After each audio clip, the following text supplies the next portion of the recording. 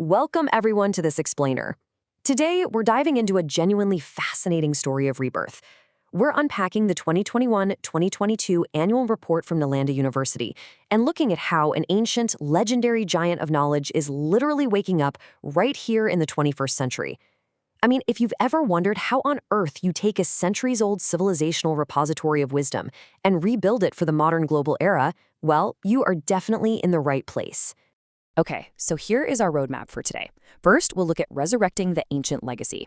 Second, the global academic partnership. Third, building a net zero campus. And finally, reimagining modern education. Let's jump right in. Section 1.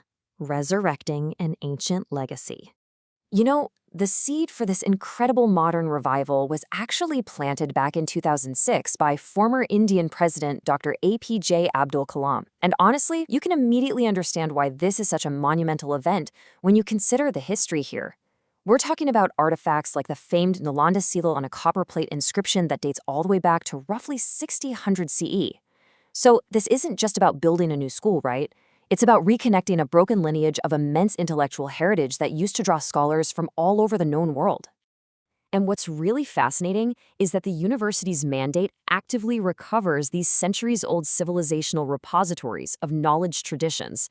Bringing ancient science, philosophy, and history back into modern academia isn't just some abstract idea. It actually means studying incredible historic pieces, like a stunning 12th century bronze sculpture of Ramanuja, to deeply improve our contemporary worldview. Section 2. A global academic partnership. Now, an institution of this magnitude required some massive diplomatic and political alignment. This all culminated in a 2010 Act of Parliament that officially designated Nalanda as an international institution of national importance. When the idea was first presented, member countries of the East Asia Summit literally linked arms, offering their unconditional support to revive the university as a collective beacon of regional cooperation. And the sheer scale of that support, it's staggering. Nations from Australia and China, all the way to New Zealand and Portugal, signed an intergovernmental agreement to back the university, all under the aegis of the Ministry of External Affairs. It just proves exactly how historical linkages can unite deeply diverse modern nations around a single, powerful educational cause. So what does this actually look like in practice?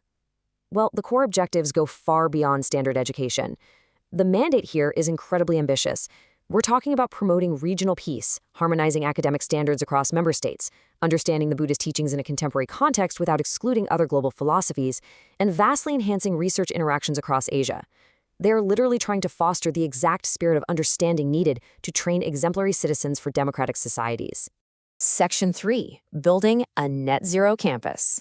So how do you honor a deeply historic past while addressing the most pressing issue of our future, which is climate change? Well, you look to the Nalanda way, the ancient philosophy of living in harmony with nature. Picture the distinctive red brick construction of a massive new amphitheater that seamlessly blends architectural grandeur with the surrounding natural environment. It instantly evokes a sense of awe, acting as a physical bridge between ancient aesthetics and modern engineering. To put this into perspective, the campus covers 455 acres in Rajgir, Bihar. That is roughly the size of 340 American football fields. But what is truly remarkable isn't just the size. This massive footprint operates with state-of-the-art net zero technologies. It is explicitly designed to have a dramatically lower carbon footprint and to produce as close to zero waste as humanly possible. One way they pull this off is by weaving expansive water bodies directly through and around the academic blocks. The campus naturally cools itself, harmonizing with local climatic conditions, using the exact same principles the original university used centuries ago. Talk about a brilliant way to merge the past and the future. An incredible 40 hectares of the campus are entirely dedicated to these water bodies. That's enough water to make any urban planner jealous, for sure.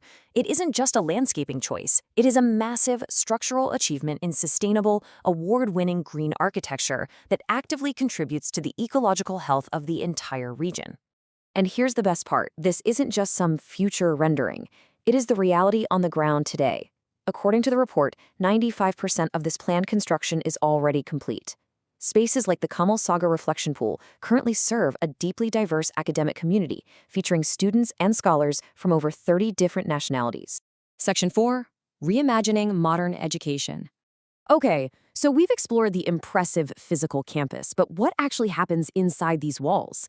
How is Nalanda building a new generation of knowledge workforce? Vice Chancellor Professor Sunaina Singh puts it perfectly. We should be ready to learn, unlearn, and relearn. It's a really powerful challenge. If you are going to attend a revived ancient university, you can't just bring rigid preconceived notions. You have to be willing to completely challenge your own learning process. That philosophy translates directly into what they call a transdisciplinary cafeteria model. They have specific schools for Buddhist studies, ecology, historical studies, languages, and management. But these aren't isolated silos. Students are highly encouraged to bridge intellectual resources across these disciplines. Why? To tackle modern global challenges from a deeply well-rounded perspective. In practice, this means you might step from a traditional dynamic classroom session straight into an ecology and environmental science lab, where students are actively working with advanced mapping technologies. They're bringing together the absolute newest technologies with profound ancient wisdom to promote critical inquiry. To support this, they've rapidly expanded their horizons, scaling up to over 20 global academic programs. They've added highly specific, culturally resonant degrees, like Masters in World Literature and Hindu Studies, alongside a flexible 4-year global PhD and an MBA in Sustainable Development and Management. Every single one of these programs is explicitly designed to create new knowledge routes for the 21st century and strengthen the intellectual ties between India, the Bay of Bengal, and ASEAN countries. But, it's not all just intense academic rigor in a lab or a library. The university follows the path of Vidya Dawn, the holistic pursuit of knowledge, wisdom, and truth.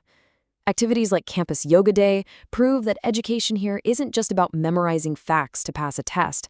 It's about critical, experiential learning that fundamentally improves your overall quality of life. Which leaves us with this final, incredibly provocative question to ponder. We've seen the historical roots, the unprecedented international backing, the stunning net zero architecture, and the innovative transdisciplinary academics. So, how will the revival of this ancient knowledge hub shape the future of global diplomacy and learning?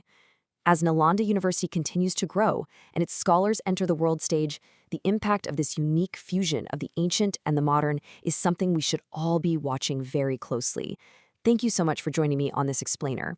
Keep questioning, keep learning, and as they say at Nalanda, be ready to relearn.